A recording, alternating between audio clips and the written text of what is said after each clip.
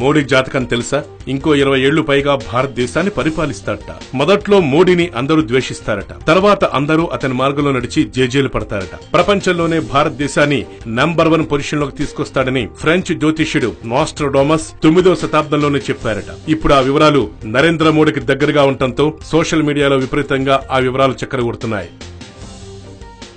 ఆ వివరాలు, ఆ అద్భుతమైన నిజాలు ఇవే. ప్రస్తుతం లోక్సభలో బలాబలాలు, వాటి సంఖ్యను ఒకసారి గమనిస్తే బీజేపీకి సొంతంగా 283 సీట్స్ ఉన్నాయి.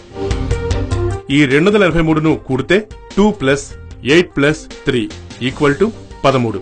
ఇక బీజేపీ మిత్రపక్షాలు కలిపి 337 సీట్లు. 337 కూడితే 3+3+7 = మళ్లీ 13. ఇక యూపీఏకి వచ్చింది 58 సీట్లు. 5+8 = 13 సీట్లు. మిగతా అదర్స్ కలుపుకుంటే 148 సీట్స్. 1+4+8 = మళ్లీ 13.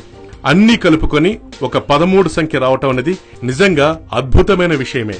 నాస్ట్రాడామస్ అనే ఫ్రెంచ్ ప్రవక్త మోడీ గురించి ఇలా రాశాడు. అదేంటంటే 2014 నుంచి 2026 వరకు ఒక మనిషి ఇండియాను నడిపిస్తాడు. ప్రజలు మొదట్లో ఆయన్ని ద్వేషిస్తారు, కాని తర్వాత ఆయన్ను అత్యంతగా ప్రేమిస్తారు. ఆయన తన దేశాన్ని దురవస్థ నుంచి కాపాడటానికి తగిన మార్గనిర్దేశం చేస్తాడు. నాస్ట్రాడామస్ ఇదంతా 1555 సంవత్సరంలో ఫ్రెంచ్ భాషలో రాశాడు. దీన్ని ఫ్రెంచ్ భాష నుంచి మరాఠీ భాషలోకి డాక్టర్ రామచంద్ర జోషి అనే ప్రముఖ మహారాష్ట్ర జ్యోతిష్కుడు అనువదించాడు. అది దాదాపు 32 నుంచి 33 పేజీలుంటుంది. వేచి చూడండి, రామరాజ్యం వస్తుంది.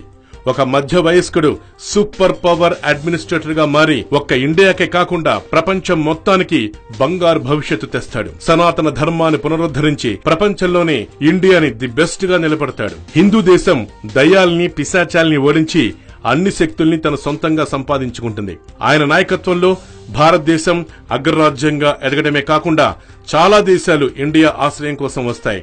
ఇక అవి మోడీకి ఎలా దగ్గరగా ఉన్నాయో నాస్ట్రాడామస్ తన నివేదికలో ఇలా వివరించాడు. బుద్ధుడు పెళ్లి చేసుకున్నాడు, కాని భార్యని వదిలేసి నిజాన్ని, శాంతిని వెతకడానికి బయటకు వెళ్లిపోయాడు.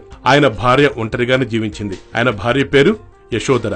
మహావీర కూడా వివాహం చేసుకున్నాడు, కాని ఆయన కూడా భార్యను వదిలేసి సన్యాసిగా మారాడు. ఆయన భార్య కూడా ఒంటరిగానే జీవించింది. ఆయన భార్య పేరు కూడా యశోద. నరేంద్ర మోడీ కూడా వివాహం చేసుకున్నాడు. ఆయన కూడా భార్యను వదిలేసి దేశం కోసం తన జీవితాన్ని అంకితమిచ్చాడు. ఆయన భార్య పేరు కూడా యశోధర మరియు యశోదాబెన్. ఇది యాదృచ్ఛికమేనా లేక చరిత్ర రిపీటా? మొత్తానికైతే దీనికి సంబంధించి చాలా మంది నెటిజన్లు మోడీకి అనుకూలంగా ఓటు వేస్తున్నారు. Yoyo news, Hyderabad.